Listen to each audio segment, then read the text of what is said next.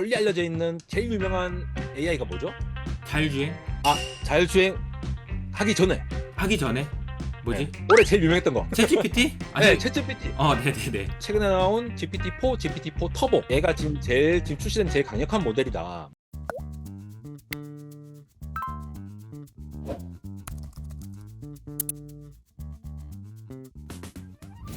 안녕하세요, 이호석입니다. 자, 오늘은 안될공학의 에러님을 또 모셨습니다. 안녕하세요. 네, 안녕하세요. 회원님들도 안녕하세요. 네. 에러입니다. 네, 에러님. 요즘에 챗GPT 이야기 나오고 오픈 AI의 샘 알트만 이야기 나오면서 영상 엄청 많이 올려주시던데 어떻게 잘 네, 지내셨나요? 네. 잘 지낸 것 같기도 하고 잘 못 지낸 것 같기도 하고 너무 정신이 없었어요.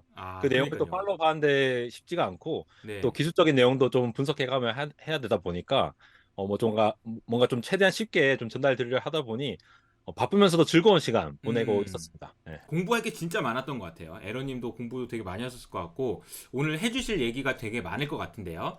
자, 네. 그러면은 첫 번째 주제로 AI 이야기 바로 시작을 한번 해볼까요? 네네네.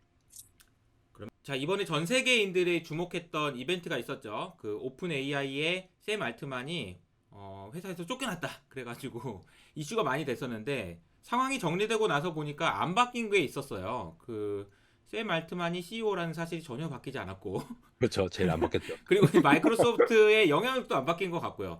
그런데 네. 바뀐 게 이 사진이 완전히 바뀌었다라는 거는 다들 알고 계실 것 같고 또 한 네. 가지 제가 주목해서 봤던 바뀐 포인트는 전 세계인들이 AGI에 대해서 알았고 음. 관심도가 매우 높아졌다. 이거는 바뀐 것 같거든요. 그런데 네네. 여전히 많은 사람들이 AGI라는 것이 도대체 뭐냐? 라는 부분에 대해서는 대답을 잘 못하고 있는 것 같아요. 그래서 음. 에러님의 설명이 좀 필요합니다. 네. 우선 AGI는 Artificial General Intelligence의 약자죠. 그래서 뭐 일반적으로 이제 인공 범용 음, 지능이라고 부르는데 범용적인 인공지능이라고 부르는데 우리가 흔히 AI라고 얘기를 하면은 뭐 다양한 것들을 상상할 수 있잖아, 사실. 네. 근데 지금 잘 생각해 보면은 우리가 AI를 활용한다라는 것이 특정한 분야에 국한이 되어 있어요. 아하. 최근에 챗GPT라고 생각을 해도 처음 나왔을 때는 채팅이라는 인터페이스를 이용해서만 뭔가를 이렇게 답변을 듣는 시스템이라던가 음, 아니면 특정한 거를 뭔가 설명을 해주면은 이미지를 생성해 준다거나 아니면은 알아서 뭔가를 최적의 어떤 경로를 찾아준다거나 이러한 형태 음, 자율주행도 마찬가지겠죠. 음, 그러니까 어떻게 보면은 뭔가 특정한 목적에 의해서 만들어지는 것들 하나의 도구로서 활용되는 측면이 있었는데 그래서 AI 툴이라고 흔히 부르잖아요. 음.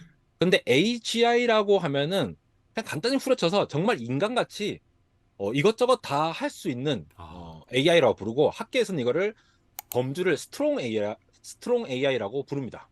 센 AI네요. 네.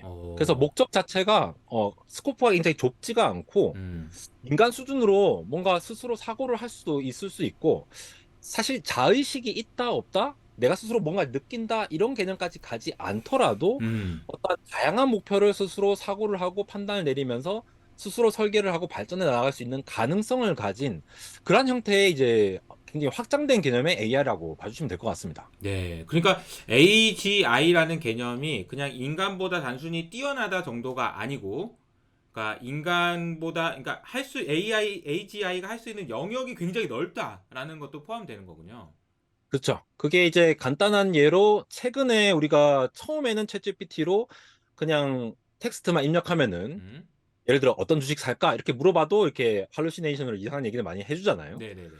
그런데 이게 텍스트를 입력했는데 이제 이미지도 음, 합성을 해주고 아, 이미지들이 모여서 이제는 영상까지도 합성해주고 아하.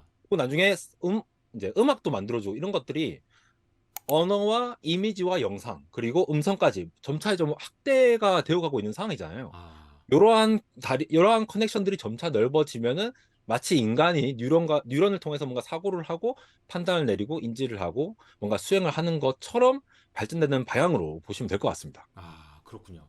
그런데 논란이 되는 이유는 이 AGI라고 하는 것이 진짜로 도달한 거냐 여부에 대해서 논란들이 있는 것 같아요. 이게 그죠. 도달을 했다라고 봐야 되는 건가요? 그러니까 발견했다고 해야 되나? 도달했다고 해야 되나? 어떻게 되는 건가요? 일단은 학계에서는 지금 이거를 도달하기 위해 연구 중이다가 정확한 표현일 것 같고요. 음, 그게 대표적인 게 불과 한 두 달 네. 전에서 구글에서 이렇게 어, 논문을 하나 냈어요. 아, 어떤 논문을 냈냐? 이거 뭐 복잡하게 보실 거 없고 그냥 왼쪽 보시면은 간단하게 레벨 0부터 레벨 5까지 있죠. 그러네요. 저거를 뭘로 구분했냐? AI의 수준을 저렇게 아, 0단계부터 5단계까지 총 6단계로 구분을 했어요. 네네. 그래서 뭐 좁은 의미의 어떤 AI, 제너럴 AI 이렇게 돼 있는데 음, 좁은 의미의 AI는 기본적으로 어떤 특정한 목표에 따라서 뭔가 더 고도화된다라고 보시면 될 것 같은데 우리가 지금 생각하고 있는 AGI라고 하는 범용적으로 적용되는 AI 같은 경우에는 오른쪽 요 제너럴을 보시면 됩니다. 음, 근데 가장 와닿는 부분이 지금 제일 강력한 AI다라고 느끼시는 게 제일 강력하다고 덴들이 널리 알려져 있는 제일 유명한 AI가 뭐죠? 자율주행인가요? 아닌가요? 네? 자율주행? 자율주행 하기 전에 하기 전에? 네. 뭐지? 올해 제일 유명했던 거. 챗GPT? 네, 아니, 챗GPT.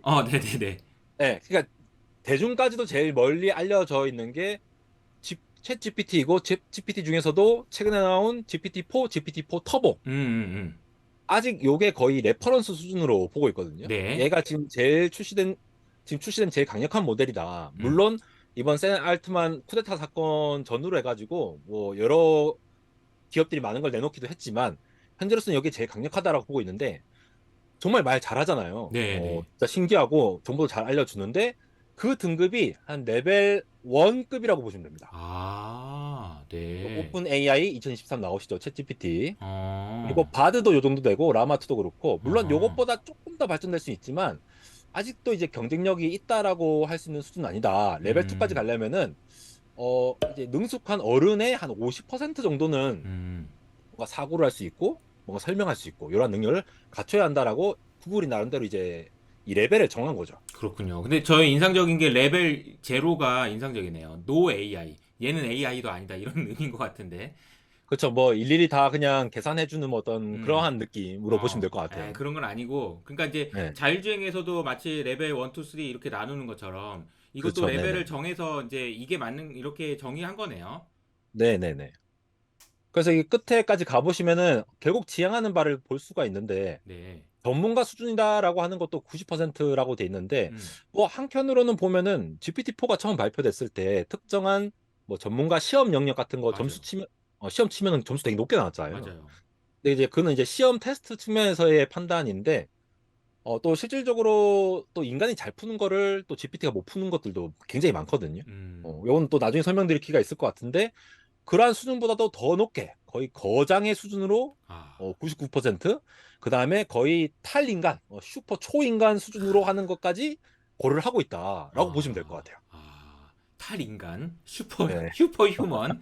근데 그렇죠. 아직까지 거기까지 가려면 멀었다라는 이야기를 구글에서는 하고 싶은 것 같은데, 그러니까 네, 저희가 지금 의심하고 있는 거는 이번에 사임 알트만 사건도 그렇지만 마이크로소프트나 오픈 AI 쪽에서는 이거 된 것 같다라는 이야기들도 지금 나오고 있는 거 아니에요? 그렇죠. 그러한 지금 상당히 많은 소문들이 있는데 가장 그 사람들의 자극적으로 전달된 어, 소식이 바로 오픈 AI에서 거의 AGI의 그 단초가 될 만한 핵심적인 알고리즘을 어, 찾았는데 네, 너무 샘 알트먼이 돈도 잘 투자금도 잘 몰아오고 어. 너무 빠르게 발전하고 이렇게 해서 마찰이 있고 뭐 알력이 있어서 이렇게 어쩔 수 없이 추출당했다 뭐 이러한 음. 루머가 있죠. 그러니까요. 그렇지 않으면 갑자기 이렇게 자를 이유가 뭐냐 이런 이야기들도 있는 거고요. 그 네네 다양한 맞습니다. 이야기들이 있었던 것 같아요. 네네네. 그 중에서도 이제 여기서 발견됐다라고 하는 것 중에 가장 잘 알려져 있는 게 Q 스타 알고리즘이라는 게 있습니다. 큐스타 알고리즘. 네, 네, 또 여러분들께서 들어보신 알고리즘일 수 있는데 이걸 좀 간단히 좀 설명을 드릴게요 그러면은. 네, 일단 이 큐스타 알고리즘의 그러니까 큐스타 알고리즘이라는 게 AGI를 구현을 할 만한 어떤 핵심적인 알고리즘으로 발견됐다라는 루머가 지금 있는 음, 상황이고요. 음, 그러면 궁금한 게 이거잖아요. 그래? 그러면 큐스타가 뭔데? 기존 그치. 거하고 뭐가 다른데 이거를 쓰면은 AGI가 되는 거야라는 궁금증이 생기겠죠. 네. 근데 그 그리고 설명을 하기 그게 전에 네, 큐스타 알기 전에 그 전에는 어떻게 썼는데를 알아야 될 것 같아요. 그죠, 그죠. 예. 그래서 그 전에 뭘 했느냐를 생각해 보면은 일단 보면서 에런님, 생각. 제가 그 네. 전에 설명을 제가 한번 해볼게요. 아, 네네네. 제가 20년 전에 데이터 마이닝을 했었거든요. 아, 그때 그러셨구나. 네. 컴퓨터한테 야 이거 겐지 고양이인지 알아맞혀봐 이거 할 때 제가 했었거든요. 그때 네네네. 컴퓨터한테 어떻게 했었냐면은 개랑 고양이 사진 보여준 다음에 자 이게 개니 고양이니 이렇게 물어본 다음에 컴퓨터가 고양이요 이러면은 머리를 한 대 쥐어 박으면서 야 이게 강아지지 무슨 개냐 그러면 다시 야 이게 개지 왜 고양이냐 뭐 이러면서 이제 막 때리고 혼내주고 네. 맞추면 또 아이고 잘했다 칭찬해주고 이런 식으로 이제 음, 학습을 시켰거든요. 그러니까 여기서 네네. 말하는 학습의 개념의 중요한 포인트는 이 컴퓨터한테 물어보고 대답한 것이 맞았는지 틀렸는지를 사람이 아 잘했다 아이고 못했다 이걸 결정해줬다는 게 중요한 게 아닌가 싶어요. 그때는 그런 식으로 이제 학습을 많이 시켰고 그것도 잘 네네네. 못했었을 때가 있었어요. 그런데 네. 학습의 단계가 굉장히 다양하게 뭐 슈퍼바이즈드, 언슈퍼바이즈드 그리고 이제 뭐 강화학습 뭐 이런 식으로까지 넘어왔던 걸로 알고 있는데 그 네. 옛날 얘기 빼고 이제 한 강화학습 정도부터 시작을 하면 어떨까 싶어요. 아, 네. 좋습니다. 왜냐하면은 제가 말씀드릴 내용도 강학습과 관련이 네. 있거든요. 이 강화학습이란 거는 느껴지십니까? 강화. 뭔가 이렇게 우리 뭐 게임하고 속성 강화하는 그런 느낌이잖아요. 네네네. 점차 뭔가 하면은 확률적으로 강화되고 강화되고 약간 이런 느낌이죠. 네네. 그러니까 강학습이라고 하는 게 약간 그런 느낌인데 결국 제가 이 원숭이를 한 마리 데리고 온 게 음. 우리 흔히 이제 생물학 쪽에 실험을 하다 보면 특히 동물 갖고 실험하다 보면은 잘했을 때 바나나를 주고 음. 뭔가 원하지 않는 행동을 했을 때는 에이, 안 돼. 바나나 안 줘. 이렇게 해가지고 계속 이렇게 뭔가 리워딩을 주는 말 그대로 이제 상을 주는 거죠. 보상을 주는 보상을 거죠. 준다는 거죠. 여기서 이제 리워드를 준다는 게 여기서는 이제 예제가 미로를 찾는 거죠. 음. 미로를 이렇게 쭉 찾았고 잘 찾으면은 아 바나나 줄게 잘 찾았어. 근데 더 빨리 하면은 뭐 두 개 준다거나 이런 식으로 계속 우리가 마치 반려동물을 훈련시키듯이 음. 이 AI 시스템도 어떤 데이터를 계속 학습을 시킬 때에 어떠한 특정한 방향으로 잘해 나가는 방향으로 가면 갈수록 아 잘했어 하면서 점차 강화하는 형태로 학습을 시키면 요거를 기본적으로 강화학습이라고 부릅니다. 네. 네, 근데 여기서 조금 더 한 단계 더 나아간 게 이 큐스타 알고리즘의 하나의 속성이라고 보시면 될 것 같아요. 오늘 설명드린 큐스타 알고리즘. 네. 일단 큐스타 알고리즘은 현재 추정하고 있는 게 다시 할게요. 큐스타 알고리즘이라는 게 지금 딱 이게 뭐다라고 알려진 바는 사실 없어요. 어. 근데 AI 전문가들이 큐스타 알고리즘이 아마 요것과 요거의 결합일 거야라고 추정하고 있는 게 음. 한 개는 명칭이 Q러닝이라는 것이고요. 네. 다른 한 개는 A 스타라고 하는 요 두 개에 합쳐서 Q러닝과 A 스타 합쳐서 아. Q 스타다. 어. 이렇게 추정하고 있는 게 있어요. 네. 근데 좀 복잡해진데 조금만 더 들어보세요. 끊지 네. 마시고. Q러닝이라고 하는 게 방금 그 원숭이한테 바나나를 주는 그러한 강화 학습의 하나의 형태예요. 네.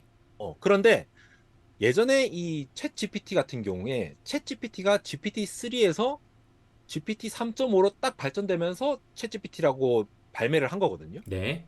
근데 GPT-3 때를 보시면은 뭐 그때도 말을 잘 하긴 했지만 굉장히 어색한 부분이 있었어요. 뭐 음. 한국어로 치면은 이게 뭐 조사가 좀 이상하다거나 음. 말을 되게 이상한 표현을 한다거나 이렇게 좀 잘 안 되는 경우가 있었거든요. 근데 이거를 획기적으로 올린 것이 인스트럭트 GPT라는 게 있습니다. 어. 거기에 어떤 걸 결합했냐? 그냥 사람이 가외를 시켰어요. 아. 그거를 이제 RLHF, Reinforcement Learning, 요게 강학습이거든요. 네. HF는 휴먼 피드백이에요. 그러니까 아. 강화학습을 하긴 하는데 사람이 너 아니야 그거 이렇게 해 자꾸 이렇게 어. 학습을 계속 시키는 거예요 이렇게 아하. 어 그걸 토대로 해서 GPT 3.5 딱 하니까 사람들이 너무 놀라 자빠진 거예요 너무 잘 돼가지고 아. 기본적으로 강학습을 토대로 해서 기존의 생성 AI 쪽 그리고 챗 GPT 쪽이 굉장히 발전이 된 게 있어요 근데 음. 이게 사람의 개입이 있었다는 거죠 사람이 들어가서 피드백을 네 줘가면서 네, 강화학습을 시킨 거군요. 네. GPT-4의 경우도 마찬가지예요. 사람이 음. 어떤 특정한 이그잼, 어떠한 테스트, 법률 테스트 이런 것들을 굉장히 러닝을 많이 해서 그쪽을 강화를 시킨 부분이 있었거든요. 음, 근데 오늘 말씀드릴 요 AGI의 단초가 되는 이 큐스타 알고리즘에 근간이 된다고 예측되고 있는 이 큐러닝이라는 강화 학습은 네. 사람이 개입을 안 해요. 아, 얘가 쉽게 말해서 환경이 예를 들어 미로를 보시면은 네. 그 미로를 돌아다니다 보면은 어디서 그냥 막혀서 음, 절대로 어디로 다른 쪽으로 넘어갈 수 없는 그런 말 그대로 막장이 있잖아요. 막장. 네. 막장이 있는데 저기에 대해서 사람 같으면은 야, 일로 가면은 두 번 꺾어서 안 돌아가면은 이렇게 가지 마. 이렇게 일일이 한번 코칭을 해줬다고 하면은 큐 러닝 같은 경우에는 자기 스스로 어떤 환경에 있어서 일로 가면은 뭔가 잘 안 가더라라는 것들을 다 값을 기록해 줬습니다. 아하. 쉽게 말해서 요 좌표에서도 각각에 있는 위치에 대해서 오른쪽으로 갔을 때 좀 잘 가지더라. 잘 가지면은 점수 좀 높게. 음, 그런 식으로 이제 계속 리워딩을 주는 거죠. 음. 즉 근데 그 결과적으로 리워딩 자체를 사람의 개입 없이 하는 거군요. 그쵸. 기본적인 개념은 그렇게 보시면 됩니다. 그러니까 저는 이 그 에러님의 설명을 듣고 비유가 적절할지 모르겠지만 그동안의 그 AI의 학습 과정이 마치 초등학교 때부터 대학교 때까지 선생님이 있어서 항상 상과 벌을 받고 시험도 보고 채점도 받고 이런 과정이었다면 지금 말씀하신 그 큐테이블, 큐스타는 사회에 완전히 나와서 아무도 그렇죠. 가르쳐 주는 사람 없이 그냥 네가 하고 싶은 대로 되는 대로 스스로 그냥 학습해 나가는 그런 것과 비슷하지 않나라는 생각이 좀 들긴 했어요. 맞습니다. 그렇게 계속 학습을 해 나갈 때도 특정한 피드백에 의한다기보다는 스스로 각각의 예를 들어 미로 같은 경우에는 각각의 위치에서 자기가 점수를 매겨요. 음, 이쪽으로 갈 때에 좀 점수 높게 리워딩이 더 잘 주게 이런 식으로 학습을 하다 보면은 각 위치마다 점수가 생기겠죠. 여기서 음, 아래로 내려갈 때 점수가 크더라. 네, 일로 갈 때 점수가 크더라. 각각에 대한 점수를 다 매긴 것들을 요거를 퀄리티 테이블이라고 해서 큐 테이블이라고 부릅니다. 음, 그래서 그렇게 학습된 정보가 있으면은 그걸 토대로 일로 가면 리워딩이 높네 하면서 스스로 이렇게 사고를 하는 것처럼 그러니까 강화 학습을 시켜서 AI 모델이 만들어지게 되는 형태라고 보시면 될 것 같아요.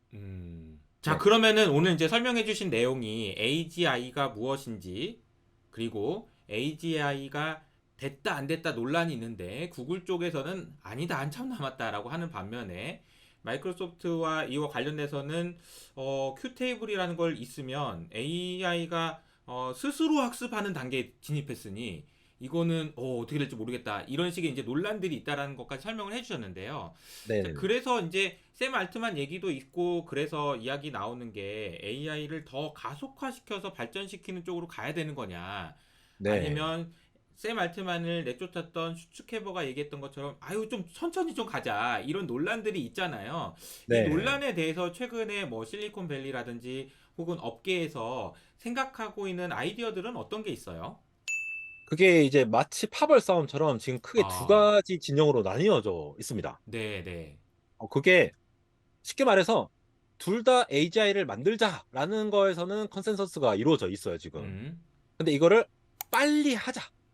빨리 하자라는 진영이 있고 네. 최대한 늦추면서 안정적으로 가자라고 하는 진영이 있는 거죠. 음, 어떻게 보면은 이번에 샘 알트만 같은 경우에는 빨리 가자라는 음. 쪽이죠. 그 효율적 이타주의 진영이라 보통 EACC라고 하는데 효율적 액셀러레이터라고 하는데 네. Effective Accelerator EACC라고 돼 있는데 음, 여러분 보통 트위터나 X 하시면은 보통 이 개발자들이 특히 네. AI 엔지니어들 보면은 옆에 E 슬러시 ACC라고 이렇게 표기를 아, 해본 사람들이 있어요. 맞아요, 맞아요. 그런 사람들을 보시면은 나는 AI 연구자긴 한데 굉장히 이걸 빨리 발전시켜야 한다고 생각하는 사람이다라고 자기 아, 주장을 얘기를 하는 사람이고 대놓고. 네네네.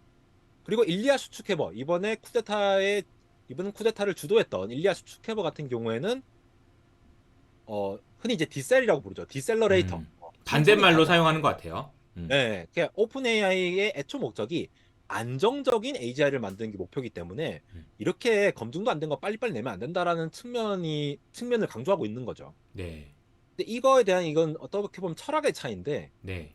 일리아 슈츠케버의 스승님인 제프리 힌튼 교수님 같은 경우에도 구글에 있다가 나온 이유가 이게 너무 뭐 아티클에서는 이렇게 알려져 있어요. 뭐 한간에는 내 AI 연구를 지금까지의 내 AI 연구를 너무 후회한다, 막 극도로 음. 후회한다, 너무 무섭다 이런 식으로 표현이 되어 있는데 그게 사실은 아니래요. 제가 나중에 아, 알아보니까. 그래요? 어. 네, 그게 기자가 하도 물어보니까 그래 좀 후회되는 부분이 있다 이랬는데 기자가 너무 아, 극적으로 적었다는 부분이 있어요. 네. 그렇군요. 그렇지만 기본적으로 좀 안정적으로 가자라고 음. 하는 거에는 이제 좀 기본적으로 그 뜻을 갖고 있는데 그분 말고도 또 이제 다른 또 AI 석학들이 있는데 얀 르쿤 같은 그런 분들은 네. 전혀 걱정할 필요가 없다. 너네가 하는 오. 걱정 지금 아무런 쓸데없는 걱정이다. 이렇게 생각하시거든요. 네. 아니, 뭔 걱정을 하느냐. 뭐 AI가 자아실을 가질 수 있을 것 같아? 어. 아니면 뭐 진짜 인류의 위협이 될 것 같아? 이렇게 생각하시는 분들이 있는 거예요. 네. 그런 측면에서 보면은 굳이 뭐 검증도 안 되는 것들을 하나하나 검증해 갈 필요가 있느냐. 음. 라는 측면에서 이 ACC 진영에서는 빨리 효율적으로 빨리 엑셀러레이션 시키자라고 하는 이 두 진영의 싸움이 있는 것으로 음. 보입니다. 그렇군요. 그러니까 뭐 디셀, 엑셀 이렇게 표현했을 때 이번에 어쨌든 이 사건을 통해서 여러 가지 논란이 있고 뭐 처음 들어보는 용어들도 많으셨을 텐데 결론적으로는 엑셀 쪽으로 즉 빨리 가자라는 쪽으로 힘이 많이 실렸다고 봐야 되겠죠? 아무래도 그런 쪽으로 많이 흘러가고 있는 것으로 보이고요. 네. 특히 또 이제 뭐 지정학 쪽으로 정치적으로 봤을 때는 미국 음. 진영과 또 중국 진영의 싸움이기도 하기 때문에 아하. 뭐 우리가 예를 들어 미국이 느리게 한다고 해서 뭐 중국이 느리게 할 것 같지는 않고 아하. 뭐 그러한 싸움도 좀 있는 거죠. 네. 그러한 측면에서 봤을 때는 거의 뭐 엑셀러레이터 진영에 좀 더 가속을 할 수 음. 있게 되는 어떤 계기가 되지 않았나 싶습니다. 그러니까요. 앞에 뭔가 장애물이 있어서 엑셀을 밟고 있다가 브레이크 살짝 밟았는데 뛰고 엑셀을 더 밟고 있는 그런 그렇죠, 네. 느낌이에요. 가자! 야, 됐다! 얘들, 브레이크 밟는 가자! 애들 다 쫓겨냈어. 가자! 이런 분위기요. 그래서 그래서 그렇게 되는 거죠. 어쨌든 우리가 뭐 투자를 하든 뭘 하든 AI에 대한 관심이 올해 굉장히 많았지만 내년에도 또 굉장히 많을 수밖에 없는 그런 환경이 아닌가 싶긴 합니다. 네, 저도 그렇게 봅니다. 네. 자, 첫 번째 주제 이야기하면서 슈퍼 AI 혹은 그 AGI 뭐 인간을 뛰어넘는 뭐 이런 이야기를 좀 했어요. 과연 어떤 이야기들이 나오고 있는지에 대한 설명을 했다면 그 논란의 중심에는 마이크로소프트가 있습니다. 그래서 오늘은 이제 마이크로소프트 이야기를 좀 해보려고 하는데 이게 보니까 애플이 굉장히 오랜 기간 동안 전 세계 시가총액 1등을 유지하고 있었거든요. 물론 뭐 음, 아람코한테 살짝 뺏겼다 하긴 했지만 지금 근데 또 다시 위협받고 있어요. 음. 마이크로소프트와 애플의 어떤 그 시총 싸움뿐만 아니라 그 굉장히 오래된 싸움이잖아요. 네, 그렇죠, 네. 오늘 그 얘기를 한번 좀 해보면 좋을 것 같습니다. 아, 네, 좋습니다. 네. 일단 그래서 제가 오늘 말씀을 들어보고 시총이 얼마나 바뀔까? 오늘 촬영일 기준으로 11월 30일, 11월 네, 마지막 날인데 진짜 뭐 거의 차이가 안 나더라고요, 시가총액이. 이렇게까지 가까이 갔구나 싶더라고요, 이거 보니까. 맞아요. 네. 그러니까 이미 기술적인 측면에서도 그렇고 투자자들에게도 이게 엄청나게 어필이 되고 있는 상황이구나라는 걸 좀 많이 느낀 것 같아요. 음. 음, 아마 이제 그 마이크로소프트와 애플의 시가총액 차이가 거의 그냥 하이닉스 시가총액 정도 차이밖에 안 나요.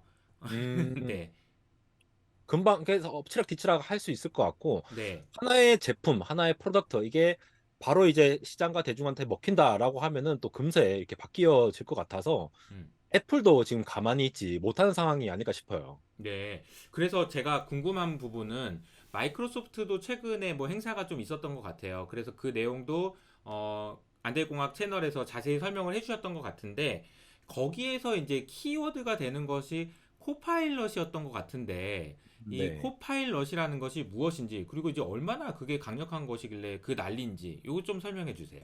일단 코파일럿이 익숙하신 분들도 있고 안 음. 익숙하신 분들도 있을 텐데 코파일럿이라는 것을 그대로 직역하면은 그냥 부조종사입니다. 아, 네. 이게 비행기 부조종사라는 거죠. 어떻게 음. 보면은.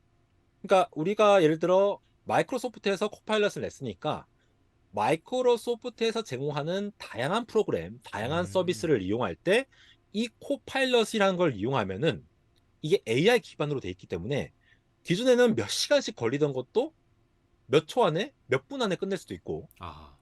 그리고 자기의 어떤 업무를 하는 데에 어떤 플로우나 생산성 자체가 아예 뒤바뀐다라는 개념을 갖고 있는 거죠. 아. 그래서 옆에 그냥 보이지 않는 그냥 조수가 한 명 있고 내가 귀찮은 것들을 그냥 다 이렇게 시켜버리는 개념이라고 보시면 될 것 같아요. 음. 그래서 이 코파일럿이라고 하는 여러 가지 서포트하는 프로그램이 여러 가지가 나왔는데요.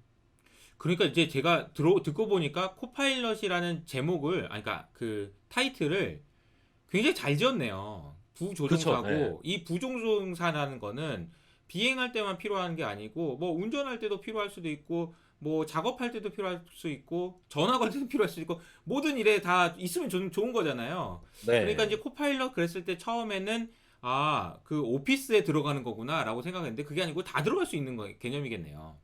그게 이제 하나하나 열리기 시작했죠. 예. 음, 처음에 GitHub 코파일럿이라고 요거는 이제 네, 개발자분들께서 이제 프로그래밍 코드를 할 때 GitHub라는 거를 마이크로소프트가 인수를 했죠. 그 맞아요. GitHub라는 곳은 다양한 코드, 음, 프로그램을 만들 때 다양한 코드들이 여러 가지 랭귀지로 저장되어 있는 어떤 허브라고 볼 수가 있는데 걔네들을 AI로 학습을 한 거예요. 아, 그러면은 예를 들어 정말 간단한 예지만 계산기 같은 프로그램을 만들어줘 하면은 알아서 이 코딩을 할 수 있게끔 만들어주는 코파일럿을 만드는데 그 이름이 GitHub 코파일럿입니다. 아, 그러면 어떤 프로그램을 만드는 프로그래머들 자체도 하나하나 이렇게 뭐 A 더하기 B 이런 거 쓸 필요가 없이 그냥 야 계산기 만들어주고 저기에 대화창 하나 만들어주고 여기 아, 버튼 하나 만들어줘 아하. 라고 우리가 말하듯이 얘기하면은 네 알겠습니다 하면서 짜라라라락 코딩을 해주는 거죠.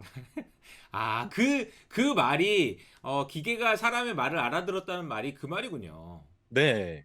근데 요게 이제 처음에 나왔는데 그 이후로 또 나왔던 게 바로 방금 말씀하신 오피스 코파일럿. 어, 그러니까 오피스 같은 경우에는 우리가 뭐 파워포인트, 엑셀, 뭐 워드도 그렇고 얘네들을 코파일럿이 지원해주면 어떻게 지원해주냐? 음, 그냥 예를 들어 오늘 예를 들어 다음 주에 내 여자친구랑 100일 되는 날인데 어, 어, 10개 슬라이드로 뭔가 축하해줄 수 있는 슬라이드를 만들어줘. 요렇게만 얘기해도 자기가 알아서 이미지 가져와서 알아서 텍스트 넣어서 슬라이드를 쫙 만들어주는 거야. 아, 그리고 또 엑셀 같은 경우, 엑셀 네, 같은 경우 제일 복잡한 게 저도 엑셀 지금 저도 여기 밑에 어디 있냐? 여기 있네. 네, 저도 엑셀이 두꺼운 책 갖고 있거든요. 이 함수를 네네네, 계산하고 하면은 복잡하니까. 네네네, 근데 이제 그렇게 할 필요가 없는 거야. 엑셀 복잡한 것도 내가 하고 싶은 거는 여기 A 열이랑 B 열에 있는 것들을 잘 볶아가지고 여기 있는 것들 쏙쏙쏙 빼내가지고 뭐 몇 이상이면 이런 복잡한 거를 아, 그냥 한글로 그냥 입력을 해. 그 입력을 말로, 하면은 말로, 말로. 네, 말로 입력하면은 알아서 그거를 다 펑션으로 바꿔갖고 다 처리를 해준다고. 그래프도 다 그려주고.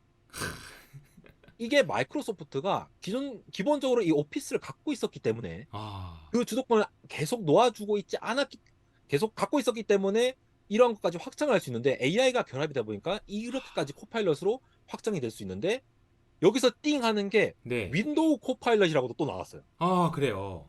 예, 윈도우에서 그러니까 맥을 쓰신 분들은 아시겠지만도 맥에서 제일 편한 게 지금 보시는 요거 맥에서 스팟라이트 검색하면 좋은 게 네, 커맨드에 스페이스 딱 누르고 그냥 따다닥 검색하면은 프로그램이 바로 실행되고 어, 그런 것들이 사실 윈도우보다는 조금 더 이 접근성이 빠른 게 있거든요. 네네네.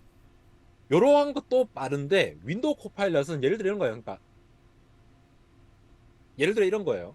윈도우에서 예를 들어 뭘 찾고 싶다. 아니면 네가 알아서 어떠한 파일들을 검색해가지고 걔네들을 싹 모아가지고 어떤 폴더에 옮겨줘. 음, 윈도우에 있는 어떤 프로그램 앱을 열어가지고 이런 걸 해줘라는 거를 이제 텍스트로 챗GPT 하듯이 입력하면은 알아서 해준다라는 개념인 거죠. 아, 그래서 결국은 윈도우가 가지고 있는 GitHub, 마이크로소프트 오피스, 그다음에 윈도우까지 이렇게 코파일럿들이 점차 확장이 되다 보니까 음, 얘네들이 코파일럿을 할 수 있는 것들이 엄청나게 많아지잖아요. 심지어 음, 빙챗 같은 경우에도 네, 구글이 90, 구글이 구글링으로 90% 이상 점유하고 있던 시장인데 빙이랑 결합하면서 빙챗이라는 게 나왔잖아요. 근데 이번에 마이크로소프트 이그나이트 2023 행사에서 빙챗이라는 서비스 이름도 그냥 빙챗 코파일럿으로 이름을 바꿔버립니다. 아, 우리는 그야말로 부조종사의 앱을 와장창 제공하는 엄청난 업무 생산성의 회사이다라는 이 정체성을 아이덴티파이 하는 거죠. 아. 참, 이게 보니까 코파일럿이란 단어가 너무나도 그 와닿는 것 같고요. 그죠? 말씀 들어보니까 정말 진짜 많은 변화들이 있을 수 있겠구나라는 생각이 좀 듭니다. 네. 저는 윈도우 코파일럿이 나오면은 바탕화면 좀 정리 좀 해줘. 이 얘기를 좀 해보고 싶어요. 바탕화면이 너무 그러니까 지저분해가지고. 막 그죠? 그런 걸 좀 그거 시킬 은근히 수 있을 시간 것 많이 같아요. 걸리잖아요. 그거 일일이, 이거는 이것대로 좀 정리 좀 해줘. 이거 좀, 이렇게 해가지고. 모아줘. 이런 거는 그죠? 금방 할 수 있을 것 같고. 우리가 생각할 때 이거 좀 어떻게 좀 해주면 좋을 것 같은데라는 것들을 굉장히 쉽게 해줄 수 있을 것 같고 그 그쵸. 범위가 단순하게 코딩하는 사람들을 돕는 GitHub에서가 아니고 네. 윈도우나 그러니까 엑셀이나 워드 같은 것들 그럼 뭐 요즘에는 워드를 뭐 파워포인트를 뭐 엑셀로 이런 것도 다 얼마든지 호환이 가능하다는 얘기도 좀 들었던 것 같고요. 네, 게다가 맞습니다. 그냥 윈도우 자체에서도 코파일럿이 들어오게 된다면 와 정말 많은 변화들이 있을 것 같다라는 생각이 듭니다. 그렇죠. 네. 특히나 윈도우 같은 경우에는 이게 OS다 보니까 OS 음, 플랫폼이다 보니까 더욱이 이 개인마다 개인이 있는 자료들을 커스터마이징해서 뭔가를 할 수 있는 것까지 확장할 수 있으니까 음, 마치 이제 골수 맥 유저 같은 경우에도 애플 유저 네, 같은 경우에도 이걸 할 때는 윈도우로 가서 해야겠네 이런 니즈가 생길 음. 수도 있다라는 점에서 굉장히 좀 이제 흥미진진한 부분이 있는 거죠. 그러니까요. 맥을 쓰시는 분하고 오피스 그러니까 그 윈도우 쓰시는 분하고 굳이 뭘 바꿔 이런 생각들을 많이 하는데, 네, 이번에는 좀 한번 이런 생각을 할 수도 있다라는 이야기인 거죠.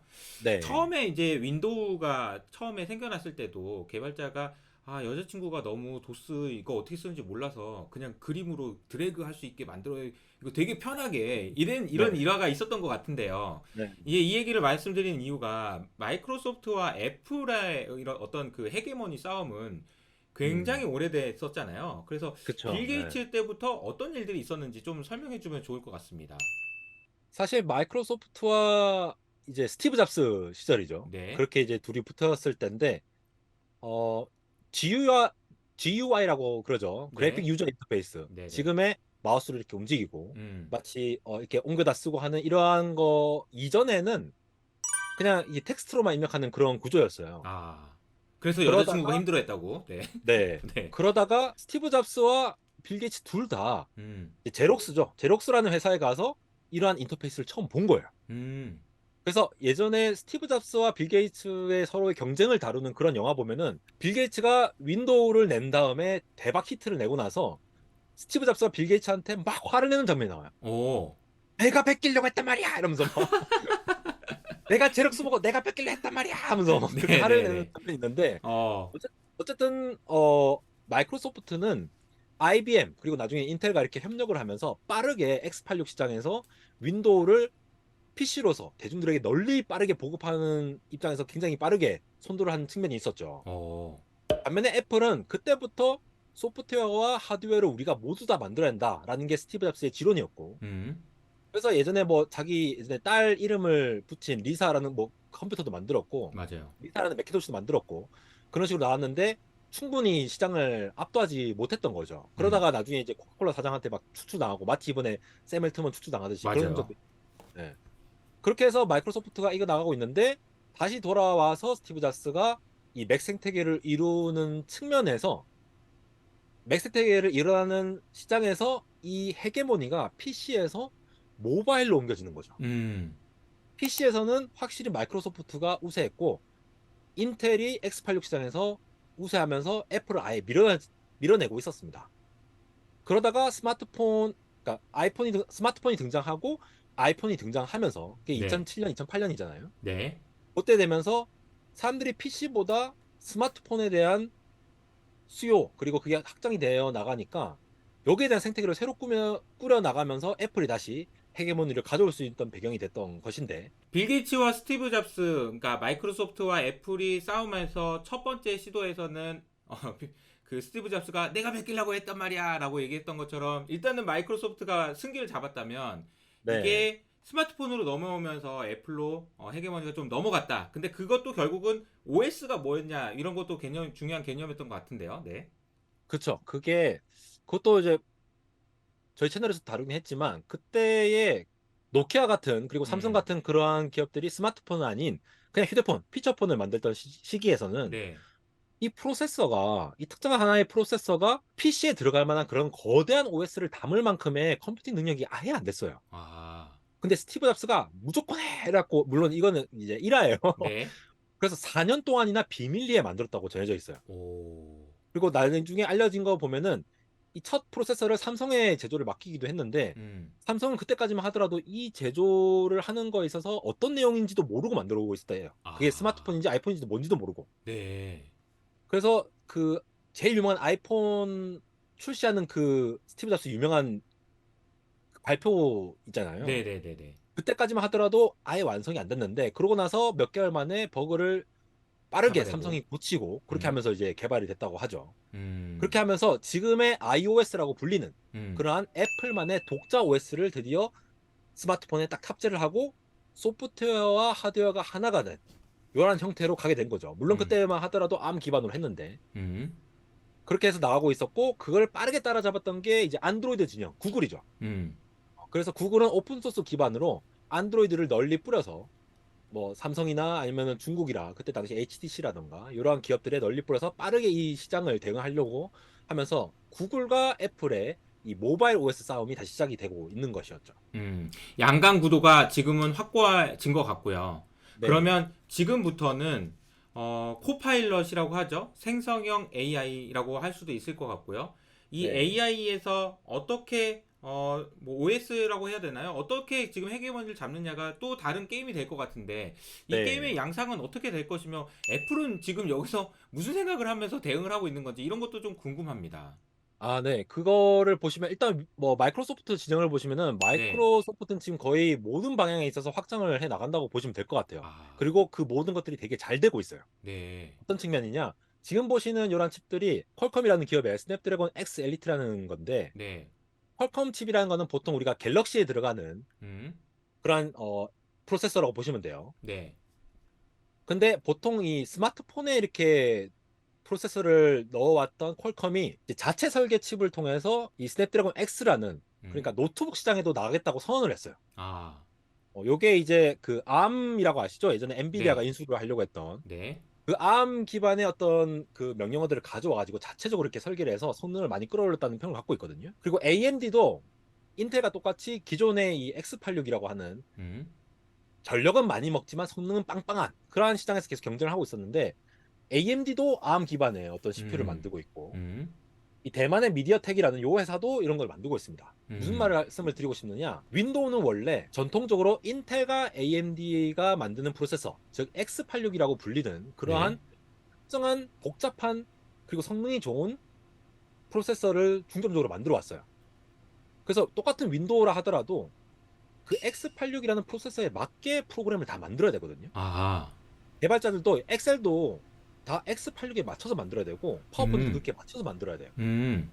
그래서 이전에 그 X86에 대응되는 게 이제 리스크 구조라고 하는 대표적인 ARM이라는 회사에서 만든 이러한 구조인데 별로 뭐 시장 포션도 작은 ARM에 투자를 할 이유가 없잖아요. 어.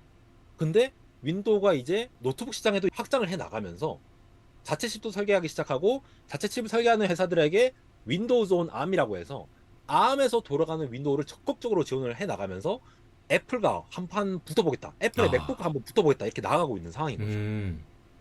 그래서 윈도우는 노트북의 ARM 시장이건 기존의 X86 시장이건 아니면은 이제 클라우드 쪽 서버 쪽에서의 돌아가는 그런 애저 시스템에서의 지원이건 이런 모든 측면에서 AI를 기반으로 모든 서비스를 제대로 잘 서비스를 해주겠다. 애플을 못하는 거 우리가 다 해줄 수 있다. 이런 측면으로 지금 아. 나가고 있다고 보시면 될 것 같아요. 진짜 이게 전방위적인 공격이 진행되고 있는 것 같네요. 그렇죠. 예. 사실 윈도우가 애저로 한 발 물러서면서 뭐 맥에도 그냥 뭐 윈도우 마이크로소프트 지원해주고 약간 한 발 물러선 느낌이 있었는데 음. 이제 이 AI라는 것 자체가 거의 뭐 OS의 지위나 마찬가지로 강력한 하나의 헤게모니가 되다 보니까 이걸 중심으로 확장해 나가고 있죠. 음. 그렇다 보니까 애플도 이제 가만히 있을 수가 없는 거예요. 애플이 지금 뭔가 칼을 갈고 있는 거 아닌가 싶기도 하면서 너무 대응이 없는 것 같기도 하고요. 워낙 이제 비밀리에 좀 알려지기도 하는데 그나마 음. 나온 소식은 요겁니다. 얼마 전 몇 개월 전에 나온 소식인데 애플도 애플 GPT라는 거를 만들고 있다. 요 생성형 A라고 얘기하고 있죠. 네. 잘 알려져 있지는 않지만 블룸버그에서 얘기를 한 거는 어떠한 AI 도구를 만들 수 있는 그러니까 오픈 AI 챗GPT 같은 거를 애플 내부에서 쓰고 있다라고 알려져 있습니다. 음. 요게 서비스가 기본적으로 프레임워크라고 부르는데 잭스라는 구글의 플랫폼이 있어요. AI 플랫폼이 있거든요. 네, 네. 그걸 기반으로 해서 AJAX라고 애플 잭스겠죠. 그러한 이름으로 해서 자기들도 LLM을 만들고 있다라고 아하. 얘기를 하는 거 보면은 윈도우도 그렇고 구글도 어. 이제 바드나 나중에 내년에 제미나이라고 또 나올 텐데 이런 것들이 음. 다 안드로이드에 다 탑재가 될 거잖아요. 그러면은 이제 뭐 빅스비 불러도 뭔가 한정적으로 명령을 했었는데 아니면 오케이 구글 해도 한정적으로 명령을 수행하던 것이 이제 LLM 기반으로 해서 굉장히 많은 것들이 수행이 되게 될 거예요. 음. 그러면 구글 안드로이드 OS건 윈도우 OS건 여기에 대항하는 애플의 iOS와 macOS가 있어야 되는데 그러려면 무조건 LLM 기반과 생성형 AI 토대의 어떤 플랫폼이 있어야 한다라는 강력한 요인이 될 거고 아마도 내년쯤에는 초기 모델이 좀 알려지지 않을까라고 하는 게 현재 이제 전문가들의 이제 관측입니다. 음. 마이크로소프트가 일단 전방위적으로 공격하면서 진격 앞으로 하고 있는 상황이라면 애플도 그렇고 구글도 그렇고 뭔가 계속 칼을 갈고 있는 것 같은데 칼을 가는 네, 소리가 들리긴 들려요. 근데 네, 이제 그 그렇습니다. 아직 재민이도 그렇고 언제 나오는지 잘 몰라서 음, 좀 뭐 지켜봐야 되는 상황인 것 같긴 한데 어쨌든 마이크로소프트가 확실한 우위를 가지고 있는 건 확실한 것 같고 그리고 음, 이번에 오픈 AI 이벤트가 있었지만 위기 가운데서도 다시 아까 브레이크를 밟은 척 하다가 엑셀 다시 밟았다고 이렇게 그렇죠, 네, 표현했는데 그런 분위기인 것 같습니다. 네, 아, 오늘 안될공학 에러님 나오셔가지고 최근에 이슈를 정말 잘 정리를 해주셨는데 조만간 또 자주 종종 나오셔가지고 네, 네, 네, 이슈들이 계속 되잖아요. 그러니까 자주 그렇죠. 나와가지고 좀 설명해 주시면 좋을 것 같습니다. 마지막으로 인사 한번 해주시고 마무리하도록 하겠습니다. 네, 효치님들 아까 말씀드렸다시피 자주 나오면서 또 이렇게 테크 트렌드와 테크 소식들을 빠르게 알려드리면서 다음번에는 더더욱 재밌는 이야기들 그리고 쉽게 이해하실 수 있도록 준비해 오도록 하겠습니다. 감사합니다. 감사합니다. 안달공학 에러였습니다. 안녕.